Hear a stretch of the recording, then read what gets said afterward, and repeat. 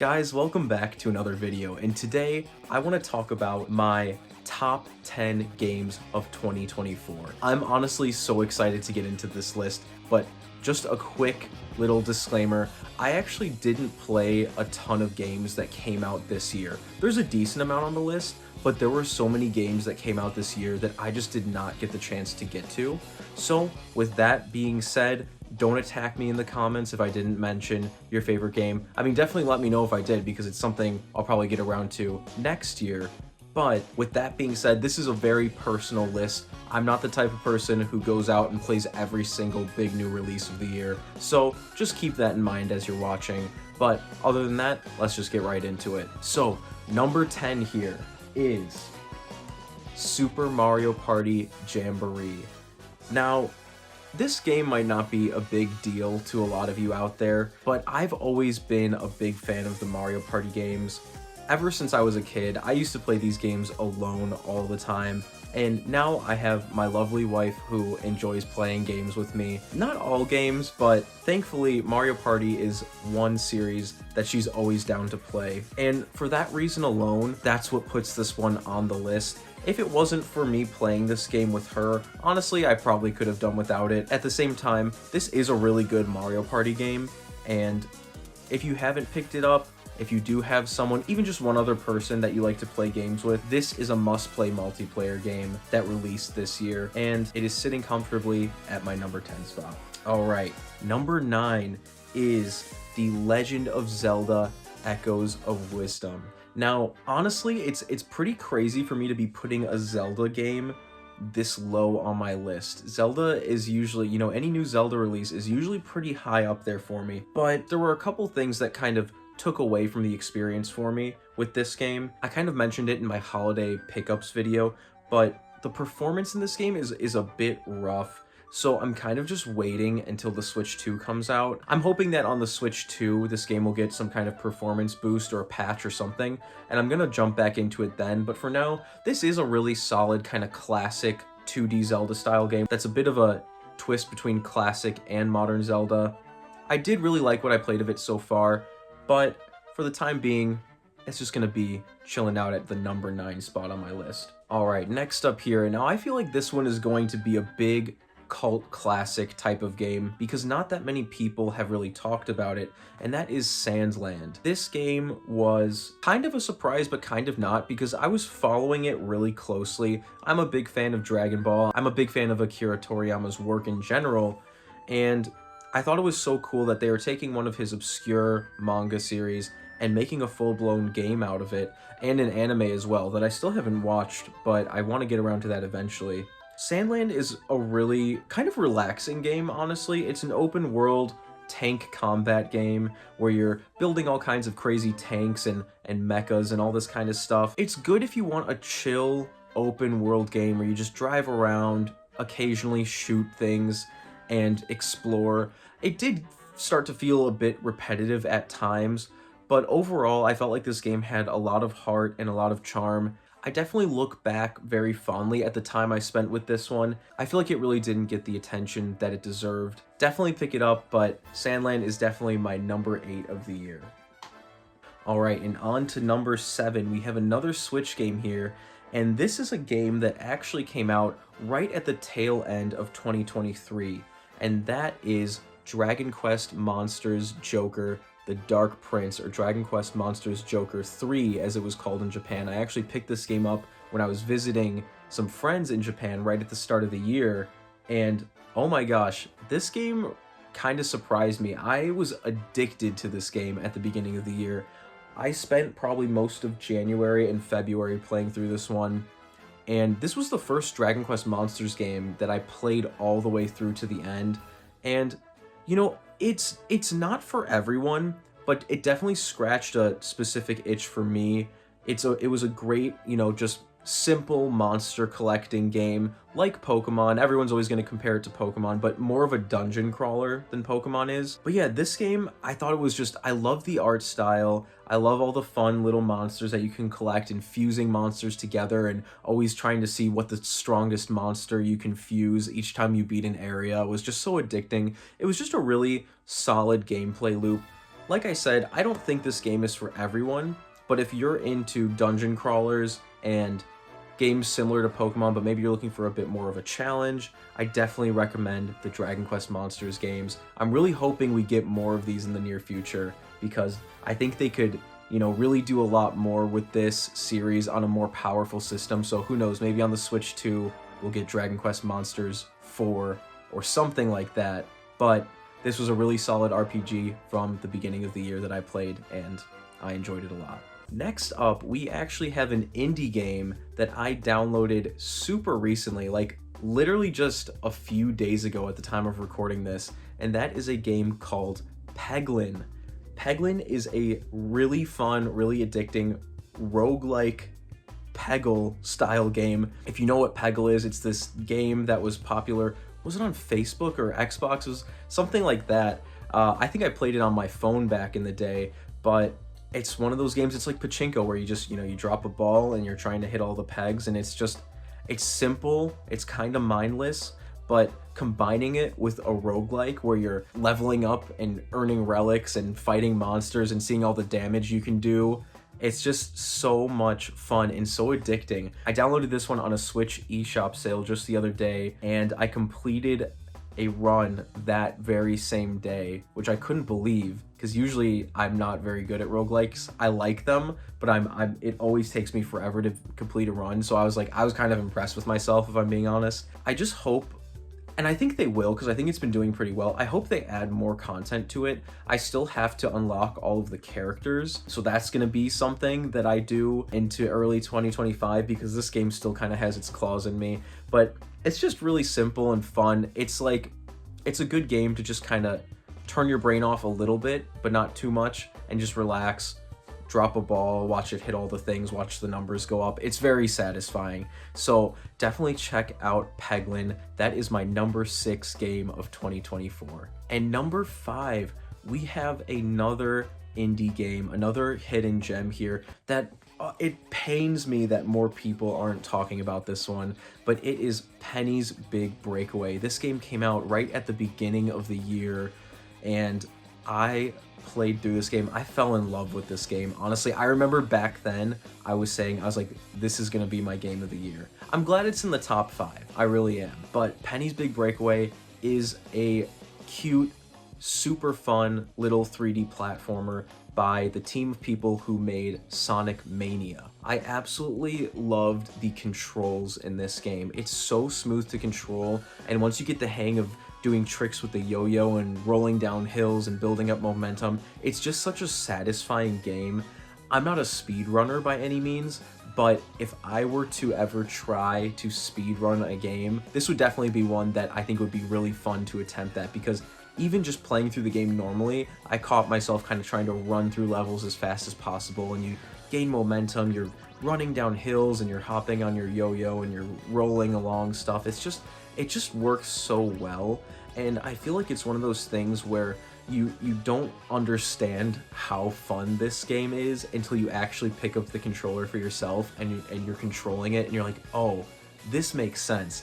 That is why Sammy loves this game so much. Definitely check this one out. I want more people to support this studio. I don't know how well the game did. I know it reviewed really well, but definitely, if you take one thing away from this video, it is go buy yourself a copy of Penny's Big Breakaway. Because even though it's not my number 1, I feel like this game deserves the most love out of any game on this list. So definitely go check it out for yourself. All right, number 4, we are going from a very cute, happy game to a very, very scary game that made me shit my pants 7 times, because we have Resident Evil 7. This is a scary game. I don't care what you guys think. I don't care what anyone says.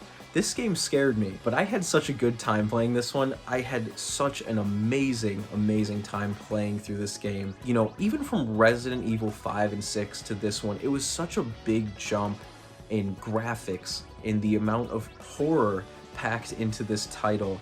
It really felt like a soft reboot of the Resident Evil series, and that's why I think, honestly, it's a good starting point if you're like, hey, this series looks pretty cool, but I don't want to play the older games, which I definitely recommend that you do play the older games. But this is just a great game. Played this one in September of this year.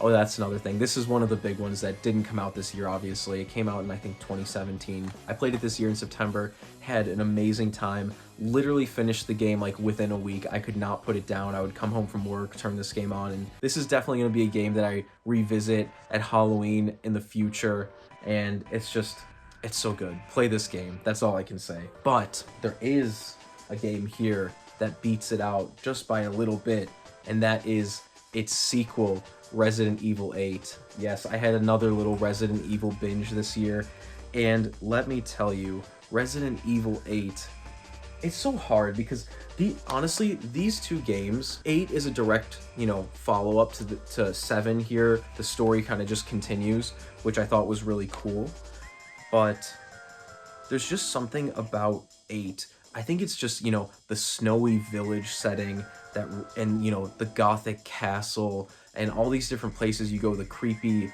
dollhouse and all this stuff and all the weird characters you meet.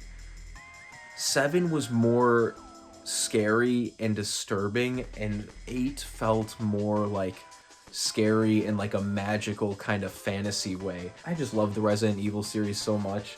It is just so good. So definitely check out Resident Evil 8. That is my third, I almost said 8th favorite game of the year. It is my 3rd favorite game of the year, and it came out in 2022. So, I was late to the party. You guys are probably all like, what's wrong with this guy? How did he loves these games so much, but he waited so long to play them? I do that a lot. I don't get games when they come out right away as much as I used to, but, it just is, it is what it is. So, now down to the top 2. And this was a really, really tough decision for me, honestly. Honestly, this top 5 was so close. I enjoyed all of these games so much. I really did. This whole top 5. I want to say top 2, but really these top 5, man, they're all so good. But my second favorite game of the year, and man, these top 2 are so close. I hate that I have to rank them, but I'm doing it anyway. My second favorite game is Astrobot. Oh my gosh. Astrobot is, and this is the crazy thing. I know this won Game of the Year. But I just got this game on Christmas Day. My wife Nadia bought it for me for Christmas. I did ask for it for Christmas because I was like, well, it's hard because I buy like all the games that I want usually, but I was like, okay, this game just won Game of the Year. I'll wait for it for Christmas. I let her buy it for me for Christmas. And I don't know if that added to how much I'm enjoying it, but this game absolutely deserved its Game of the Year award because it is, I don't know how they made a 3D platformer this good. It's so visually stunning. Each level is its own unique thing. Nothing feels like it overstays its welcome. Running around collecting all the little Astrobots is just so fun. Seeing all the references to old PlayStation games and modern PlayStation games is just so cool. And I'm only about halfway through it because I just started this one 3 days ago. It's reminding me of back in 2008, I believe, when I played Mario Galaxy for the first time, and I was 12, 13 years old, and that game blew my mind. I'm feeling that way again as a 27-year-old playing this cute little robot game. It reminds me so much of Mario Galaxy, but just with the modern flair that PS5 games have. And oh my gosh, it's just so good. If you have a PS5, definitely play Astrobot, even if you're not a big PlayStation fanboy, because I've always had PlayStation systems ever since starting with the PS3. I've never really considered myself a huge PlayStation fan because this game's packed full of all kinds of PlayStation references and stuff like that.